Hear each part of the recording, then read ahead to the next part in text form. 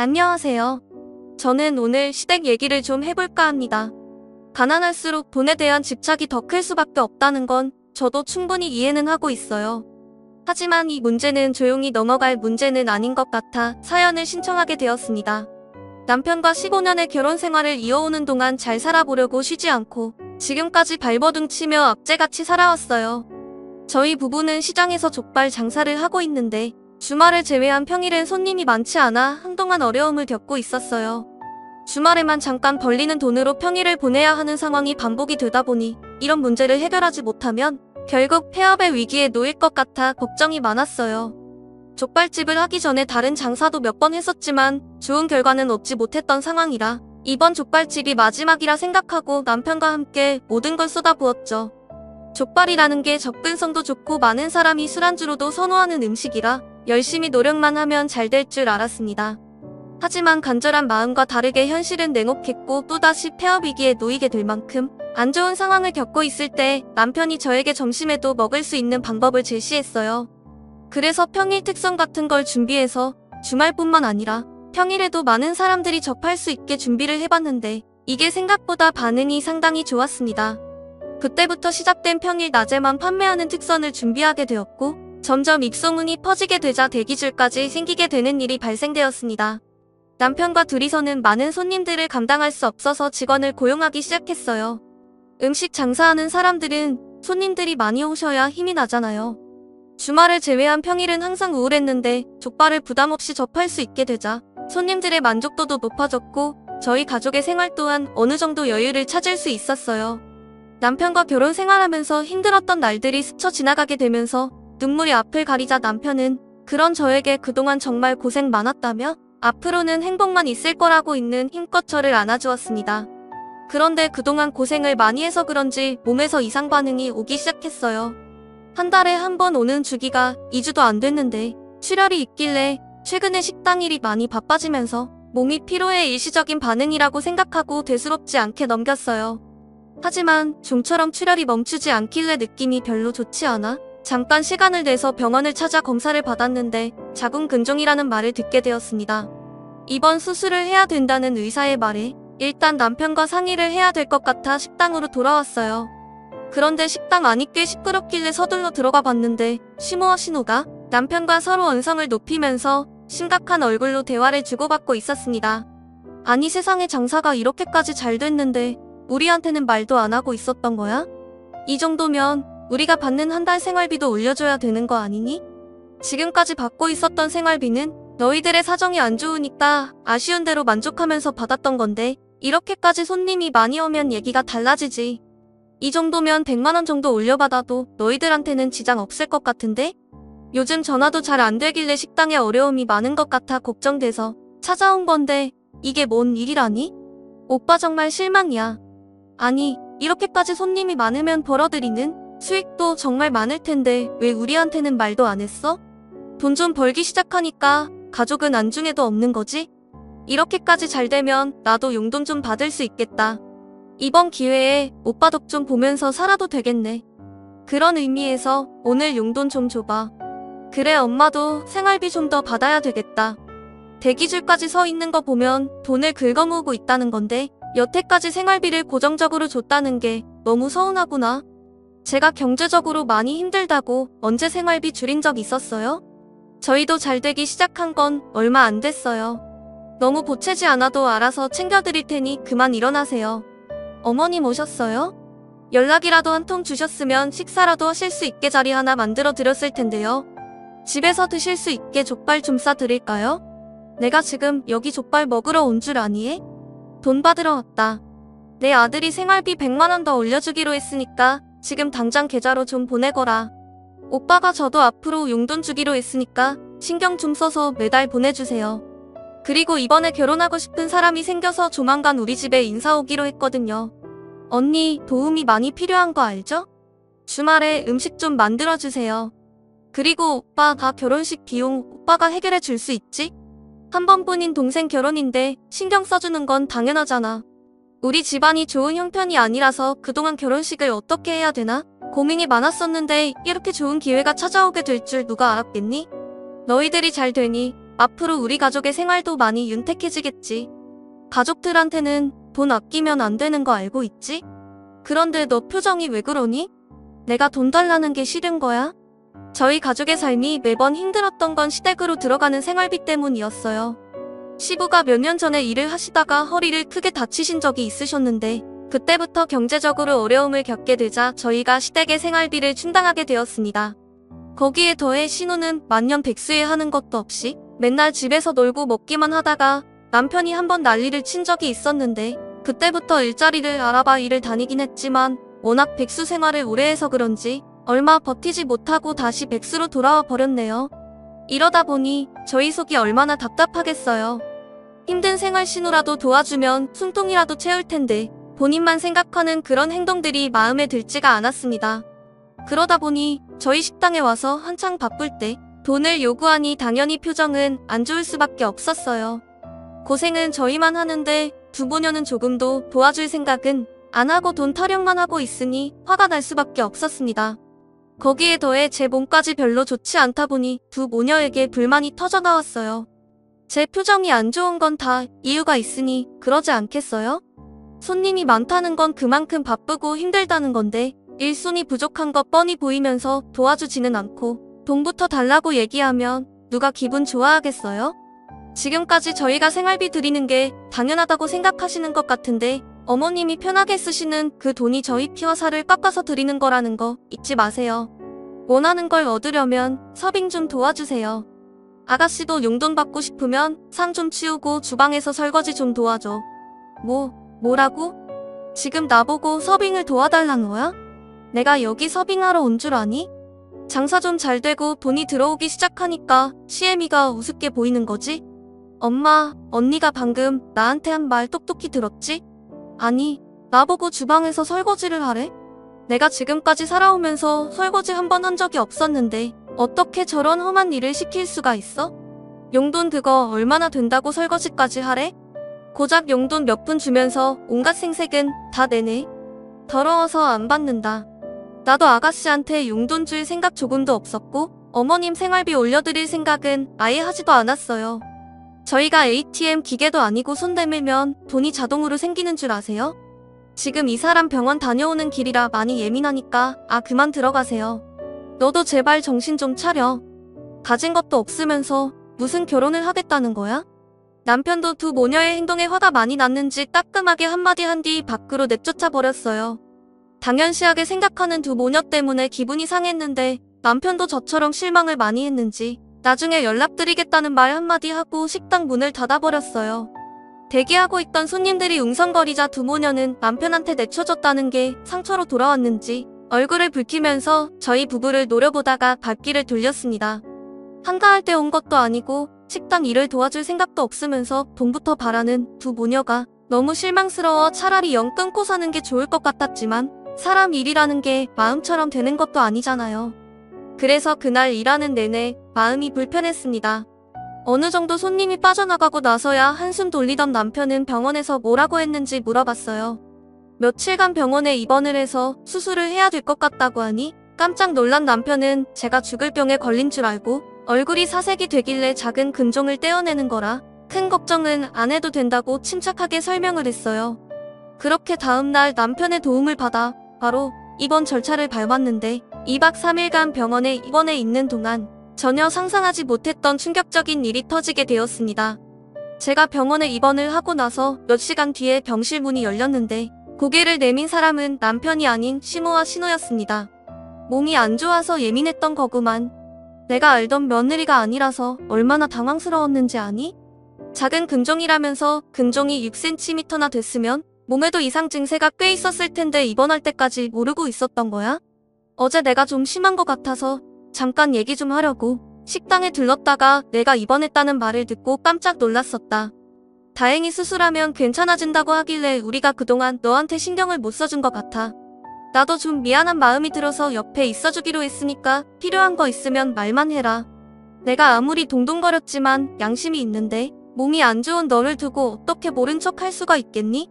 부담 줄 생각 없고 편하게 생각하거라. 언니가 여기서 무너지면 우리 오빠가 앞으로 더 힘들어질 거 아니야. 그래서 돈 때문에 온 거 절대 아니니까 오해하지 말고 불편한 거 있으면 저한테 얘기해요. 이래서 가족은 항상 곁에 붙어 있어야 한다는 거야. 사람이 언제 어떻게 될지도 모르는데 영 끊고 살았어 봐라. 나중에 도움받을 상황이 왔을 때 돈을 벌릴 수 있겠니? 있을 때 잘하라는 말이 있듯이 우리도 서로 힘들 때 도와주고 베풀면서 지내야 된다는 거야. 돈? 그거 있다가도 없는 게 돈이다. 내가 어제 오죽했으면 그런 말 했겠어? 너희 시아버지가 한 걸음 떼는 것조차 힘들 정도로 몸 상태가 안 좋아졌을 때 내 마음이 얼마나 안 좋았겠니? 거기에 대해 생활비까지 타서 쓰는 내가 너한테 눈치까지 보고 있으니 우울증까지 오는데 이런 내 마음 누가 알아주겠어? 너희들은 먹고 살기 바쁘지. 얘는 자기 일 하느라 엄마인 나는 신경조차 쓰지 않는데 숨이 막히고 왜 이렇게까지 살아야 하는지 모르겠더라. 그래서 기분 전환 좀 해야 될 것 같아. 여행 한번 가려고 너한테 생활비 좀 올려달라고 했던 거야. 그냥 여행 좀 가게 돈 달라고 하면 너희들 사정 뻔히 아는데 지갑이 열리겠니? 생활비 좀 올려달라고 말을 하면 그래도 허튼 곳에 쓰는 돈이 아니니까 선뜻 지갑이 열릴 줄 알았지. 그런데 내 생각과 다른 방향으로 흘러가다 보니 많이 당황스러웠고 말투가 매끄럽지 않았던 것 같다. 좀 늦었지만 이 점에 대해서는 나도 미안하게 생각한다. 그래서 너랑 좋은 관계로 만들어가기 위해 온 것뿐이니까 부담 가지지 말고 필요한 거 있으면 말만 해라. 갑자기 찾아와서 돈이 목적이 아닌 저와의 관계를 회복하기 위해 온 거라는 말을 하는데 별로 신뢰가 가지 않았어요. 제가 15년을 시댁 며느리로 살아왔는데 두 모녀의 성격을 모르는 건 말도 안 되는 거였죠. 이미 머릿속에는 저한테 돈을 어떻게 뜯어낼지 그 생각밖에 없어 보였습니다. 머리 굴리는 소리가 제 귀에 들릴 정도로 두 모녀의 행동은 가시 끝판왕이었고 저는 두 모녀의 목적이 무엇인지 확실하게 알기 전까지는 지켜만 보기로 했어요.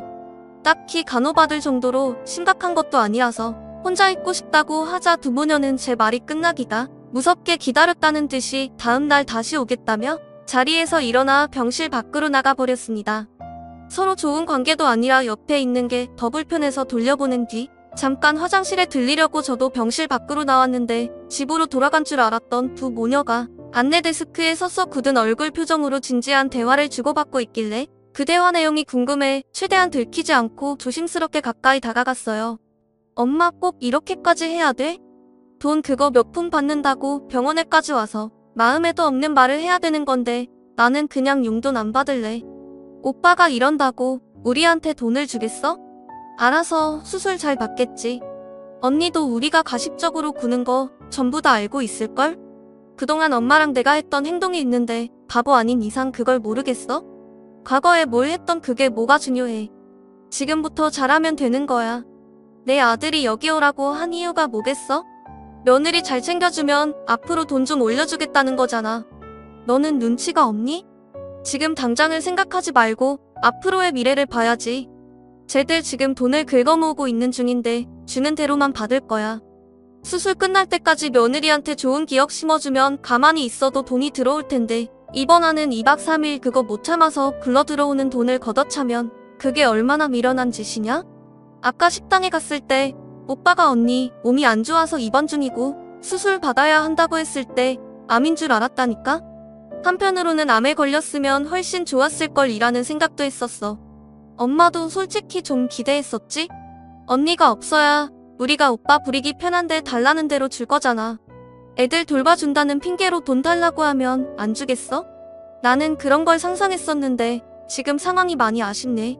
그래도 이번에 옆에서 챙겨주는 척하면 떨어지는 건 좀 있겠지. 진짜 하기 싫어 죽겠지만 내 결혼식을 위해 참는다. 엄마는 병원에 더 있을 거야? 나는 남자친구 만나러 갈 거니까 오늘은 엄마가 신경 좀 써줘요. 그럼 나 먼저 가볼게.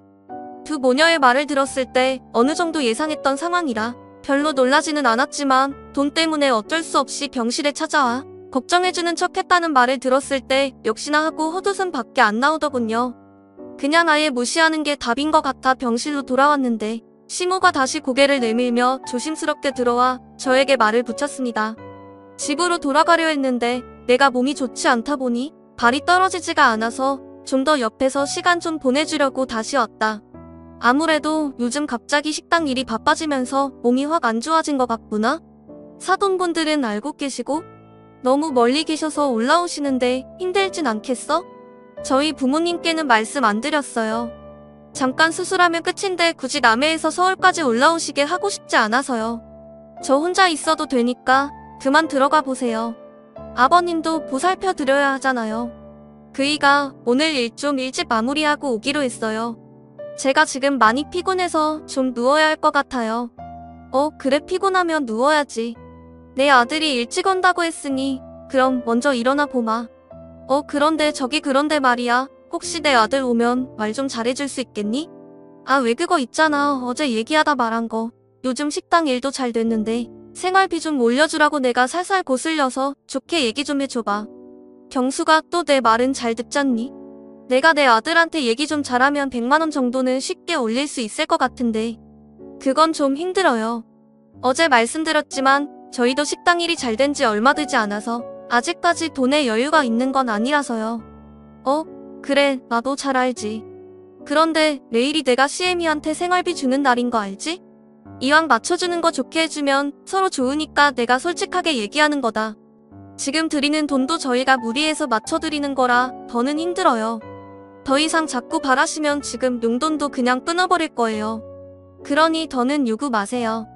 시모는 제가 말은 그렇게 해도 남편한테 말을 잘해줄 거라고 믿고 있겠다면서 억지 웃음을 보이며 몸조리 잘하고 있으라며 가식적인 얼굴로 저를 걱정해준 뒤 집으로 돌아갔습니다.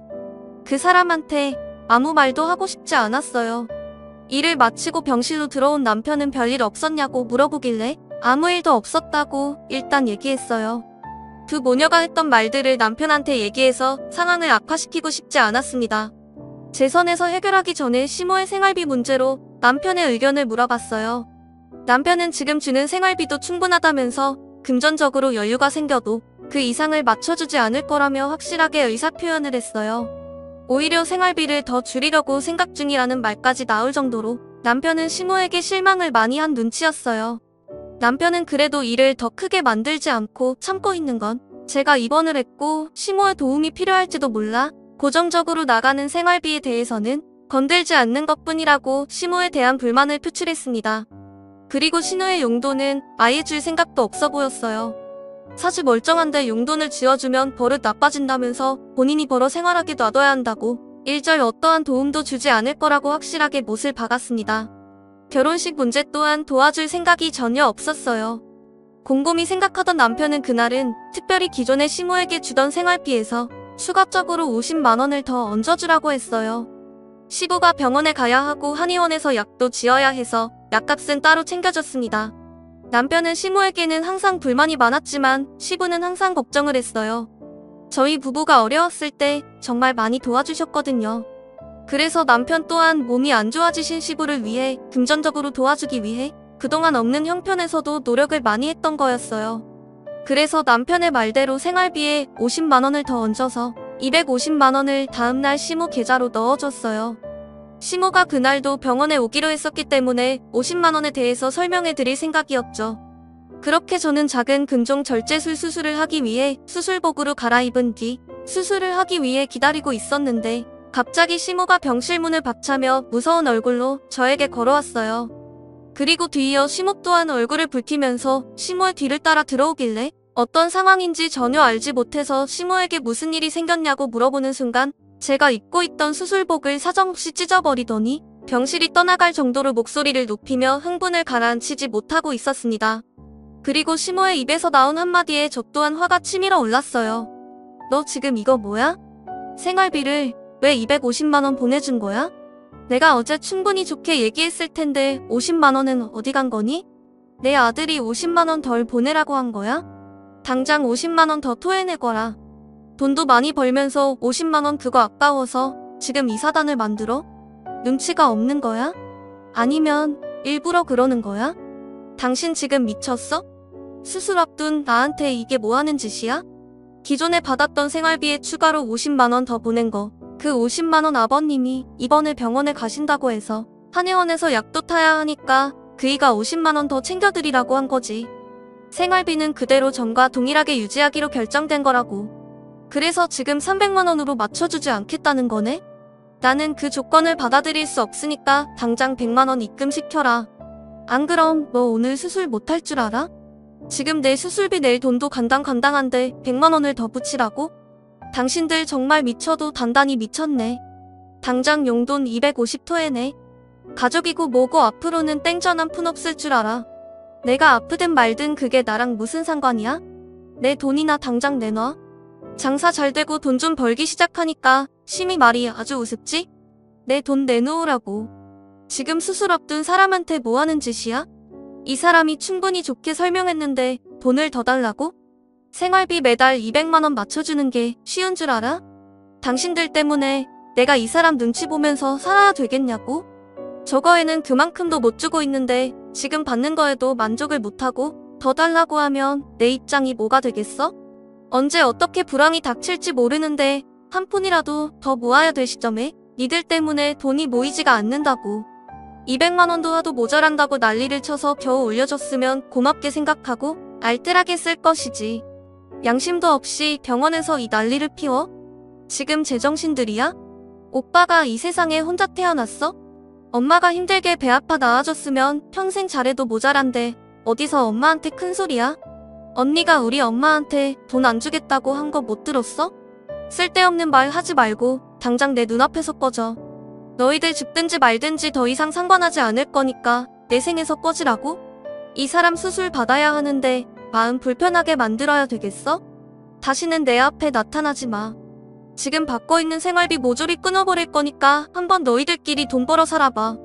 남편은 병실 밖에서 부부녀의 말을 전부 다 듣고 있었는지 화가 머리끝까지 올라와 문을 박차며 들어왔어요. 수술을 앞두고 생활비 문제로 한바탕 싸우게 되자 다른 대기 환자가 있어서 그날 수술은 결국 취소가 되어버렸고 두 모녀는 병원에서 쫓겨나 버렸네요. 한도 끝도 없는 시모의 욕심에 화가 난 남편은 결국 그날 이후 시모에게 생활비를 일절 지원해주지 않았어요. 저는 다음 날 바로 수술을 진행했고 한동안 휴식을 취하면서 몸이 회복이 될 때까지 쉬고 있었는데 식당에까지 찾아와 난리를 치는 시모 때문에 잘 되던 장사도 되지 않았습니다. 남편은 결국 영업방해죄로 경찰서에 바로 신고를 넣었고 그 뒤로 식당이 아예 출입을 못하도록 접근금지 신청도 해버렸어요.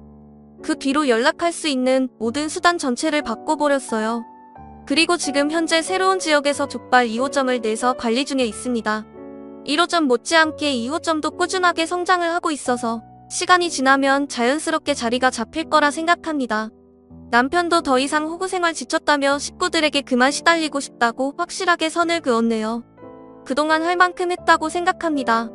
발등에 불이 떨어져 봐야 그 사람들도 움직일 테니 지금의 선택이 잘한 결정인 것 같아요.